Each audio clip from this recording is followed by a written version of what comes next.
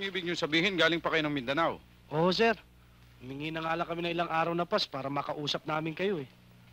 Bakit? Ano bang problema? Meron nga ho, sir eh. Ang gusto nga ho sana namin itong kaibigan ko, malipat kami dito sa kampo nyo. Ganun ba? Malalaman nyo. Pupunta rin lang ako ng Krami bukas. Titingnan ko magagawa ko. For the meantime, kung gusto nyo, dumito na muna kayo.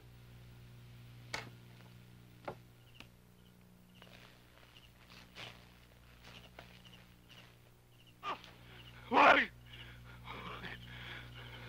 Wag!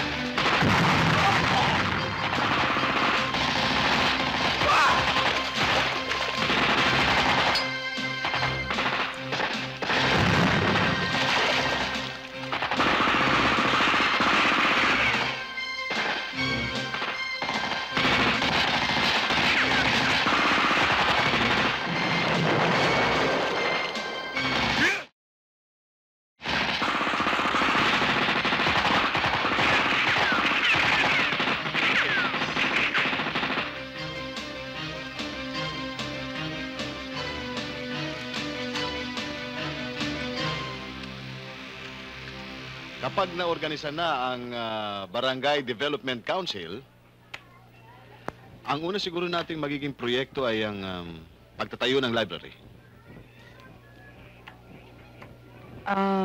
Kapitan, hindi naman na siguro natin kailangan magpatayo ng library dahil magastos pa yon. Meron naman tayong barangay hall na pwede natin gamitin. Lalagyan lang natin ng mesa, mga babasahin at libro. Lalo-lalo na mga libro tungkol sa ating mga bayani katulad ni Bonifacio. Kesa naman doon sa mga babasahin natin ngayon na panay mga banyaga na nababasa ng ating mga kabataan. Hindi pa tayo makakapagsimula dahil kulang pa tayo eh. Ba't kaya wala pa si Teniente? Magandang umaga sa inyo lahat. Sergeant Amores ho. Pinadala ho ako ni Lieutenant Guerrero para ipaalam sa inyo lahat na hindi raw ho siya makakarating dito. Sargento, sila nga pala si Mr. Hoson. Kumusta po kayo? Si Mrs. Galvez, si Mr. Punong Bayan, si Mr. Lopez, si Mrs. De Guzman, at si Binibining Sunico. Kumusta ka?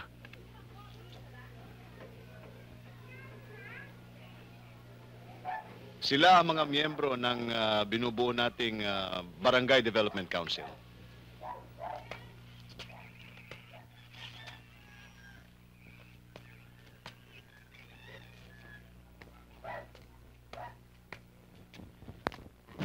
Wala ka yatang bilib sa akin eh. Sinabi ko naman sa'yo, diyan ako magaling, sa panliligaw. Teka muna. Nakita mo naman tong forma ko. Tsak, manggigigil dito ang mga chicks, ha? Hindi naman ikaw ang dapat pumorma kay Miss Unico, ah. Ako!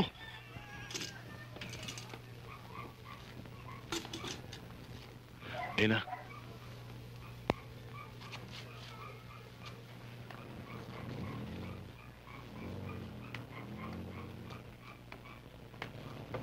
Good morning, ma'am. Kayo pala.